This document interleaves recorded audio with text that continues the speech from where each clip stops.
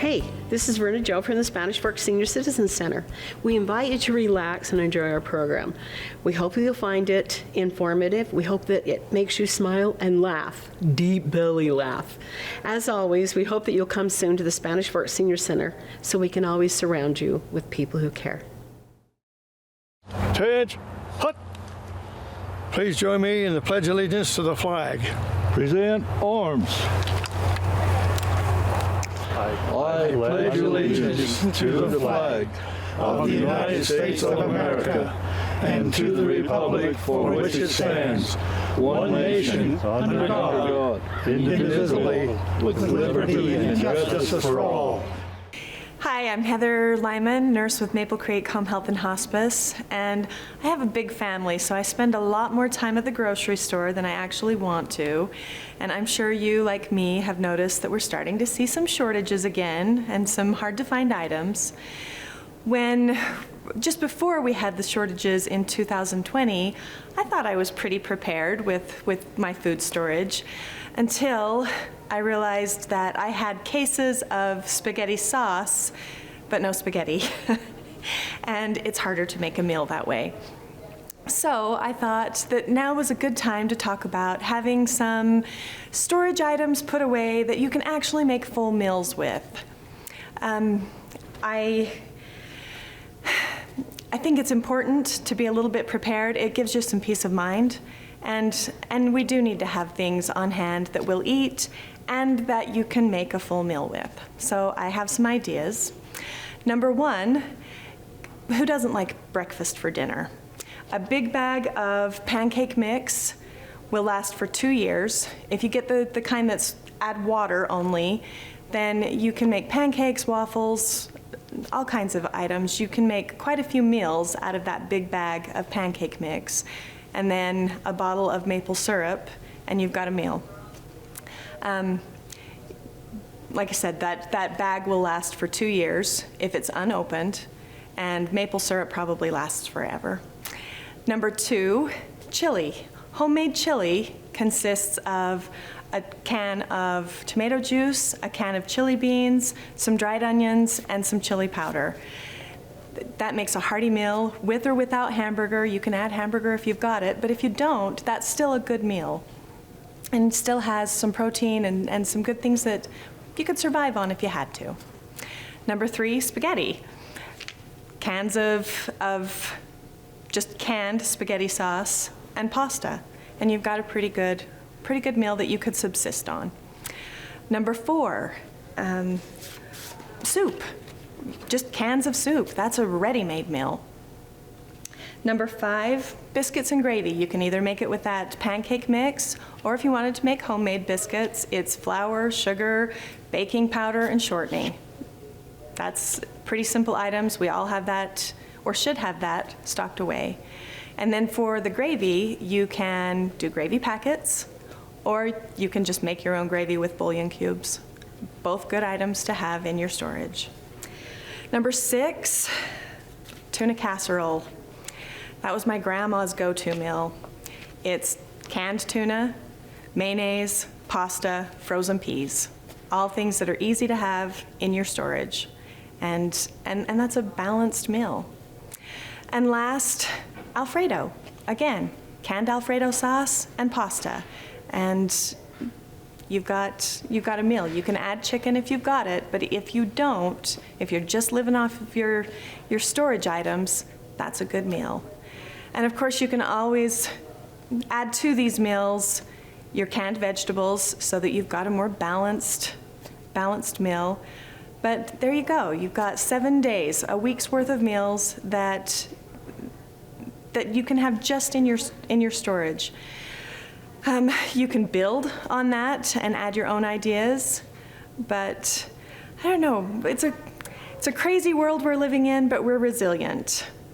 If you would like a list of these items, you can call Maple Creek at 801-798-5333 and we'll mail you that list. So we love you. Stay safe out there.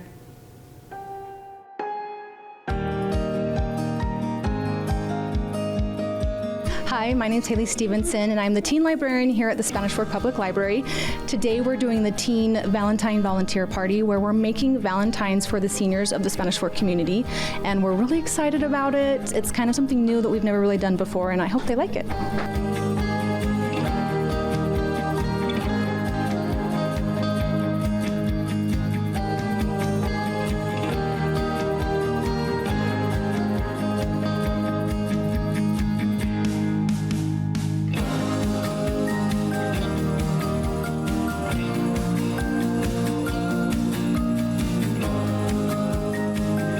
So we're trying to make about 200 Valentines. So we have all kinds of fun things for them to make the Valentines with. We've tried to find some vintage items that we know maybe some of the seniors will like doilies and some vintage paper. So we hope that little element will really make the Valentines pop and kind of, give them a little something from their past.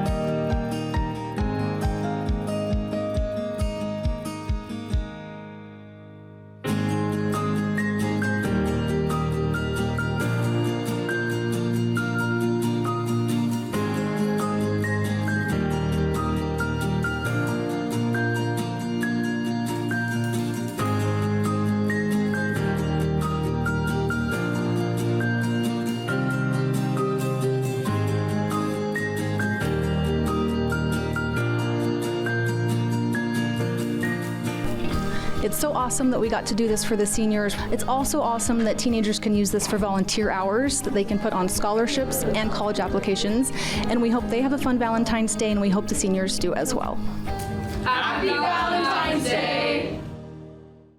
I'm Mary Briggs, the manager of the kitchen at the Spanish Fork Senior Center, and welcome. This is the menu for the month. On Monday, February 7th, we're having chicken noodle soup. On Thursday, the 10th, we're having beef tips and gravy over rice. On Monday the 14th, which is Valentine's Day, we're going to have breaded chicken with broccoli and cheese, and it will be delicious. On Thursday, February 17th, we're having chili and sour cream. Monday the 21st is President's Day, and there will be no meal. The center isn't open that day. Thursday the 24th, we're having hot dogs on a bun. Monday the 28th, we're having chicken Malibu sandwiches with a lemon mustard sauce.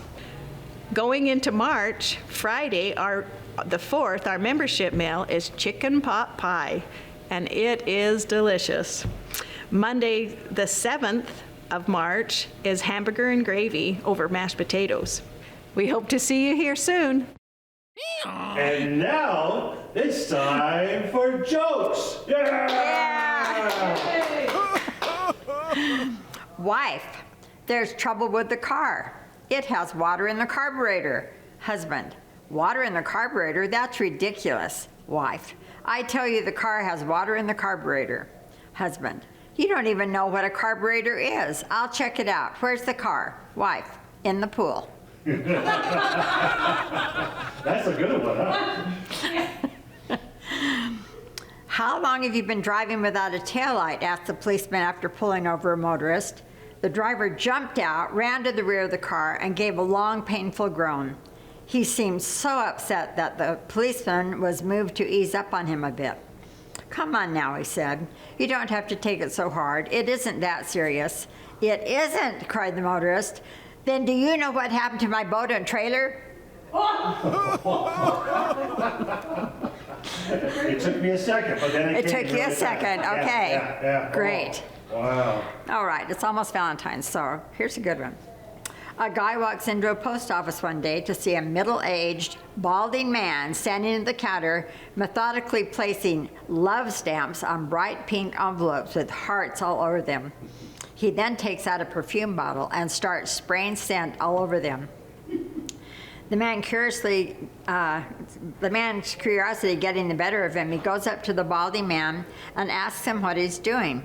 The man says, I'm sending out 1,000 Valentine cards signed. Guess who? But why, asked the man. I'm a divorce lawyer, the man replies. Oh, that's all marketing then, okay. Yes. Okay, a couple goes out to dinner to celebrate their 50th wedding anniversary. On the way home, she notices a tear in his eye and asks if he's getting sentimental because they're celebrating 50 wonderful years together. He replies, no, I was thinking about the time before we got married. Your father threatened me with a shotgun and said he'd have me thrown in jail for 50 years if I didn't marry you. Tomorrow I would have been a free man. Oh, you guys are just nice. Okay. We are. Here. But they're good jokes. Oh, yeah, whatever. The perfect man. A man walked out to the street and caught a taxi just going by. He got into the taxi and the cabbie said, perfect timing, you're just like Ryan. Passenger, who? Cabbie, Ryan J. Robinson. He's a guy who did everything right all the time. Like my coming along when you needed a cab. Things happened like that to Ryan J. Robinson every single time. Passenger, there are always a few clouds over everybody. Cabbie, not Ryan J. Robinson. He was a terrific athlete. He could have won the Grand Slam at tennis. He could golf with the pros. He sang like an opera baritone and danced like a Broadway star. And you should have heard him play the piano. He was an amazing guy. Passenger, sounds like he was something really special. Cabbie, there's more. He had a memory like a computer. He remembered everybody's birthday. He knew all about wine, which foods to order, and which fork to eat with them. He could fix anything, not like me. I change a fuse and the whole street blacks out. But Ryan J. Robinson, he could do everything right. Passenger, wow. Some guy then, cabbie. He always knew the quickest way to go in traffic and avoid traffic jams. Not like me. I always seem to get stuck in them, but Ryan, he never made a mistake. And he really knew how to treat a woman and make her feel good. He would never answer her back, even if she was in the wrong. And his clothing, it was always immaculate. Shoes highly polished, too. He was the perfect man. He never made a mistake. No one could ever measure up to Ryan J. Robinson. Passenger, an amazing fellow. How did you meet him? Cabbie, well, I never actually met Ryan. He died. I'm married to his widow.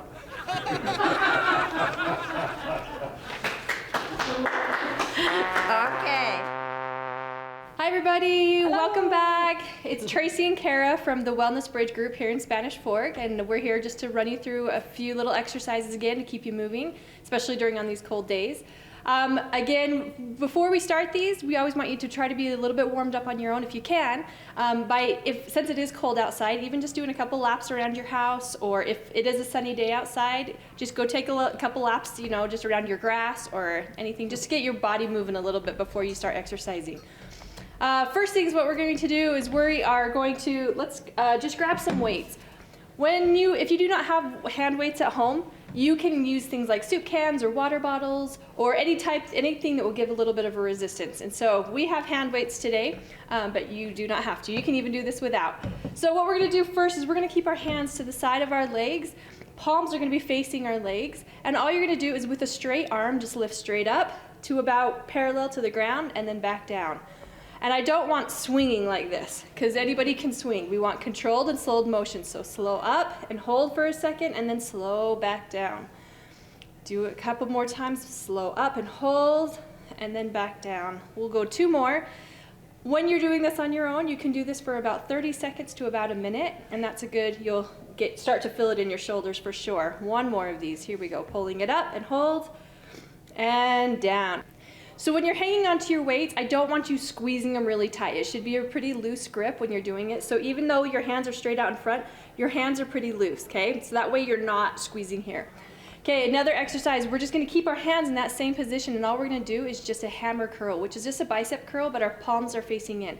So all we're gonna do is just pull it up to our shoulder and back down. Again, you can see that my hands are pretty loose when I am doing this. We're not death gripping those weights. And again, your elbows stay right next to your side, so your elbows don't pop up like this, okay? We just pull them up and down. Again, slow and controlled as well on all movements. You don't want to use momentum. That's cheating. Here we go. 3 more. Here we go. 3 and down. 2 and down. Last one. 1 and down. Okay, now we're going to put our weights down and we're going to do a little bit of lower body. We're going to do lower body sitting down. It's a lot easier. You can do this even when you're watching TV, but just simple things. All we're gonna do first is we're gonna just stick one leg out. Scoot forward a little bit in your chair, have one leg out, and all you're gonna do is just control that leg and just do a straight leg lift. Up and down. Up and hold for just a second and down. You should feel this in this muscle right in here, right on the top. It's your quad.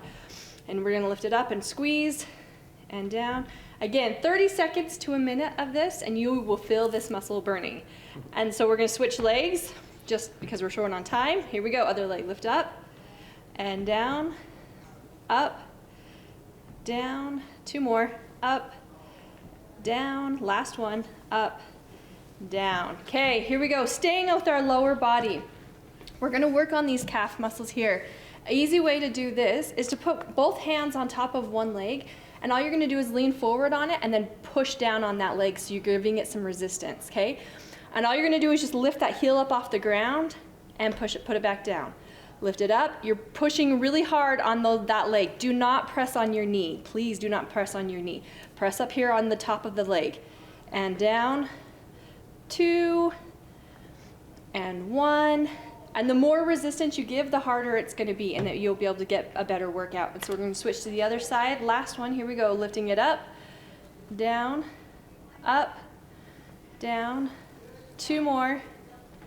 Last one. Again, 30 seconds to about a minute of each of these exercises and it'll be good. Last one, we're gonna do a little bit of core work. And all we're going to do is we're just gonna cross our hands here, sitting up really tall. Our back's away from the backrest, okay? And then our hands here. All we're gonna do is just do a big circle with our head. So you're just drawing a big circle with our head. This is engaging all those core muscles and your back muscles as well. And it helps with stabilization so you don't fall, and it's easier to move when you have a stronger core. And then after about 30 seconds, we go the other direction. Kind of feel like a bobblehead. Yeah. Except you're doing your whole body. Yep. Make sure that back is straight though, okay? So none of this. 3, 2, 1. And that's what we've got today for you. Again, we are Tracy and Kara from the Wellness Bridge group here in Spanish Fork over by the old Kmart back behind that Wendy's. Thanks for joining us. Anyway, bye. Hey, want you to know all the activities that are going on at the Spanish Fork Senior Citizen Center for the month of February. Anything yarn class, Tuesdays, 9 a.m. to 10 a.m. No cost to members. Come learn to crochet. Any project, you provide your own yarn and crochet hook. Sewing class will be on Tuesdays, 10 to 11:30. Single needle sewing machines and sergers 101. If you like, you may bring your own machine, although it's not necessary. No cost if a member of the Senior Center. And at the class, we will determine what projects you would like to complete each month. Thursday, February 10th, is a Valentine craft surprise. No cost for this one class. Sign up required. Friday, February the 11th, annual Sweetheart Valentine's Dance. You will need to sign up for that dance and dinner. In March, we'll be having our annual volunteer luncheon by invitation only. Hey, a lot of fun things happening at the Spanish Fork Senior Citizen Center. We hope you'll come and have fun with us. As always, come and have lunch with us. Reservation required. Phone number 801-798-5015. Please come because we've always been known for our delicious and nutritious meals. Hope to see you soon. Hi, I'm the lady with the Reflections of a Farm Boy. This is a book that my husband wrote, and it's a story, 93 stories of growing up on a farm with horses. So here's one, the willow whistle. Did you ever make a willow whistle? At the end of our farm field grew a boundary line of green willows. These willows grew like weeds and were used as a windbreaker, as well as a potato cellar covering when a new potato cellar was constructed. I loved the willows and would spend hours playing among them. In the spring, the birds would build nests of all kinds and shapes. To watch birds build nests and care for the young was great fun. Those devious magpies, in their proper tuxedos, would build very large nests of sticks. Sticks pointing out all over the place, built as a fortress for the babies that would grow up to be taught how to steal eggs from our hen house. Cottontail rabbits and mice lived among the willows. Occasionally one would find a snake, but only the harmless kind. When Grandpa and I would wait for the irrigation water to arrive, at the end of the field we would sit down and make willow whistles. Out would come the pocket knife, and a supple willow would be cut to about 4 or 5 inches length. Next, the bark was loosened and by a light tapping all around the outer bark, which was then carefully removed. About halfway up the stem, a notch was cut, with a slice to the end. The white inner skin was then licked and wetted, and the outer jacket slipped back on. Then small holes were cut and covered to make different sounds as the whistle was blown through. With a little skill, a sliding sound like a trombone could be made. If we had time, we would make a variety of whistles to take home and blow at Grandma. She was always willing to listen. Okay. How about the ditch bank? The ditch banks are for holding in irrigation water. They're also for grandpas and little boys to sit on while waiting to change the water. This activity usually took place during the early morning or evening as our half-mile fields were flooded, sections at a time and turned twice in 24 hours. When it came to row crops such as potatoes, waters were changed over when the rows were all wet to the ends. Enjoyment was sitting on the ditch bank watching the water go by, sometimes throwing in pieces of something to float and watching it go out of sight. Most of all, it was exciting just sitting there with Grandpa, and sometimes the dog, who just seemed to enjoy being around. The ditch bank was for waiting, thinking, watching, and sometimes talking. Grandpa was a kidder and always tried to pull my leg. Sometimes he'd speak of God or tell me a Bible story that he learned from his father and mother. Grandpa had no education, but was a smart man and knew about a great many things. He couldn't read a newspaper and saw no television in those days, but he did listen to the radio. When friends and neighbors came along the road, they'd stop and sit on the ditch bank to discuss the world situation and how things weren't like the good old days. Sometimes we would just sit, Grandpa and I, and dig little holes in the bank and throw sprinkles of dirt into the water to see the ripples. One time, a rather large trout came out to be hand caught in the shallow potato row. I was afraid of it, but Grandpa put his fingers under its gill and carried it home for supper. At last, time came to change the water. The canvas ditch dam was pulled out and tucked in several hundred feet down the way. On the way back, new gaps were shoveled out and old gaps filled in. We would then go back to adjust the water to just the right amount for each potato row or panel of hay and grain. Big Grandpa and I walked along the ditch bank toward the house. In one hand, he held the shovel handle that was propped over his shoulder. With the other, he held the hand of a little boy. Grandpa was my friend, and I loved him dearly. Grandpa taught me about scruples, he called them, and that was good things that people did, and that you did for the right reason. And it was important that I learn those scruples, and it is important that I teach my sons those things too, and my daughters. It's something that you teach each other as parents and a child. And walking down a ditch bank with one hand in his and one on the shovel was a joy to my husband. Thank you. It's time for more jokes. Yeah, go Beverly. Oh, you guys are. This part. Oh, yeah. He loves this part. You guys are just too nice. You laugh even though it's not really funny. No, they were funny. Okay, good. And she'll be here all week, folks. Yeah. Doug Smith is on his deathbed, knows the end is near. His nurse, his wife, his daughter, and 2 sons are with him. So he says to them, Bernie, I want you to take the Avenue Road houses. Sybil, take the apartments over in Rosedale. Jamie, I want you to take the offices over in the City Center Mall. Sarah, my dear wife, please take all the residential buildings on the banks of the Don Valley Ravine.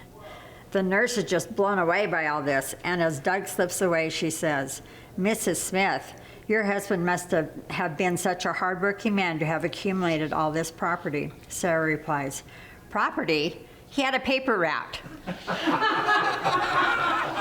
I don't think that's the Doug Smith. No. Oh, yeah, there's a Doug Smith here in Utah. Yeah, no, that's not you, Doug. No, sorry, it's another Doug Smith. Okay. Because our former small-town parish was not a wealthy one, our pastor was dependent on parishioners for upkeep and maintenance of the church. Once he asked my husband, Sam, to rewire the confessionals. The only way to reach the wiring was to enter the attic above the altar and crawl over the ceiling by balancing on the rafters. Concerned for my husband's safety, I waited in a pew. Unbeknownst to me, some parishioners were congregating in the vestibule. They paid little attention to me, probably assuming I was praying. Worried about my husband, I looked up toward the ceiling and yelled, Sam, are you up there? Did you make it okay? There was quite an outburst from the vestibule when Sam's hearty voice echoed down, yes, I made it up here just fine. Okay, you didn't even get it. No, I got it. I was waiting for your reaction. I'm sorry. Margaret, you didn't even get it. I was reading. Okay, The voice from heaven. the voice from heaven. He made it. I heard that part. A minister told his congregation, next week I plan to preach about the sin of lying. To help you understand my sermon, I want all of you to read Mark 17. The following Sunday, as he prepared to deliver his sermon, the minister asked for a show of hands. He wanted to know how many had read Mark 17. Every hand went up. The minister smiled and said, Mark has only 16 chapters. I will now proceed with my sermon on the sin of lying. Yeah. Okay, you got I that saw one. that one coming. Okay. As my 5-year-old son and I were headed to McDonald's one day, we passed a car accident. Usually when we see something terrible like that, we say a prayer for those who might be hurt. So I pointed and said to my son, we should pray. From the back seat, I heard his earnest request, please, God, don't let those cars block the entrance to McDonald's. I think Donald's joke. Okay. Well, before going into surgery, I thought it would be funny if I posted a note on myself telling the surgeon to be careful. After the surgery, I found another note on myself. Anyone know where my cell phone is? Green.